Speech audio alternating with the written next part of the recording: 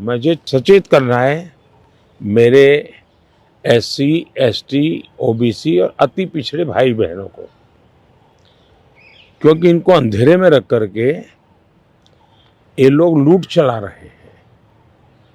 और चुनाव एक ऐसा समय है कि जो सबसे बड़ा संकट आ रहा है उससे देशवासियों को मुझे जागरूक करना चाहिए। और इसलिए मैं आग्रहपूर्वक जनता जनार्दन को समझा रहा हूं, क्योंकि ये दो चीजें हो रही हैं। एक, भारत के संविधान की मूल भावना का हनन हो रहा है,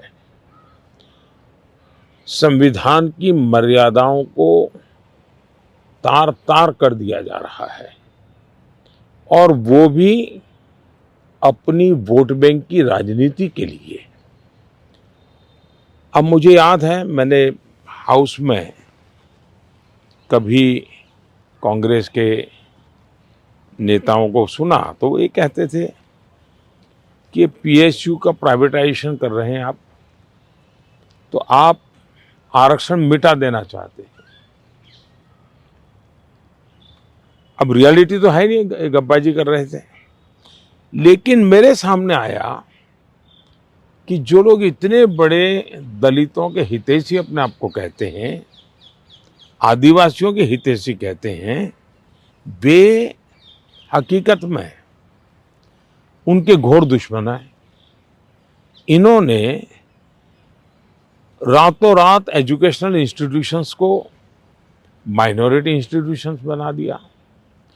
माइनॉरिटी इंस्टीट्यूशन बना दिया तो उन्होंने आरक्षण उसमें खत्म कर दिया। अब उनके अधिकार क्षेत्र में नहीं था, वैसा एक नियम बदल दिया उन्होंने, और यूनिवर्सिटी तक को माइनॉरिटी स्टेटस दे दिया। अब दिल्ली में ही जामिया मिलिया जो यूनिवर्सिटी है उसको उन्होंने माइनॉरिटी बना दिया, उसमें सारे आरक्षण खत्म हो गए। एडमिशन में भी नहीं, नौकरी में भी नहीं। और बाद में तो चीजें उभर करके आई कि करीब करीब 10,000 ऐसे इंस्टीट्यूशंस हैं जिसको इस प्रकार से आरक्षण के जो एससी, एसटी, ओबीसी का अधिकार था वो पिछले दरवाजे से उसको छीन लिया गया है, संविधान की पीठ में छोड़ा भोंका दिया है। बाबा साहब आम्बेडकर ने जिस सपने से ये व्यवस्था खड़ी की थी उसको इन्होंने वोट बैंक के लिए गिरवी रख दिया है। तो ये एक चिंताजनक बातें मेरे सामने जब आई तब मुझे लगा कि मेरा दायित्व बनता है कि मैं देश को अवगत। इतने में इनका मैनिफेस्टो आया।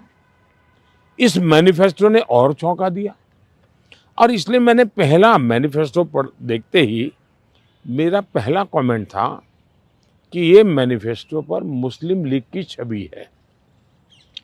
तो 2-3 दिन तो उनको लगा कि इसका जवाब देने की जरूरत नहीं है, ये अपने आप ही बात खत्म हो जाएगी। जब उन्होंने कोई जवाब नहीं दिया तो फिर मैं एक एक चीज खोलने लगा। कमल का बटन दबाएं, भाजपा को जिताएं।